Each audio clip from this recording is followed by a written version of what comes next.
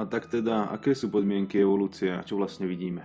Za prvé, evolúcia hovorí o postupe od jednoduchého k zložitému. Za druhé, o vývoji od malého k veľkému. A za tretie, od nízkej rozmanitosti k vysokej. Čo však vidíme? Máme tu nezničiteľnú zložitosť. Už bez jednej časti nefunguje celý systém, ako je napríklad bunka, kde sú ribozómy, cytoplazma, vakúla, jadro, všetko potrebné v jeden a ten istý moment, aby to všetko mohlo fungovať.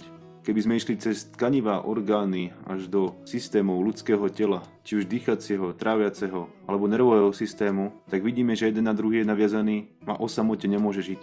Všetko v minulosti bolo väčšie a mohutnejšie ako je teraz, ako si neskôr ukážeme na nálezoch a fosíliách z minulosti. Rozmanitosť biodiverzity sa znižuje. V minulosti na tejto zemi bolo oveľa viacej druhov živočíchov a v poslednom čase čoraz viacej počujeme o vyhnutých alebo ohrozených druhoch.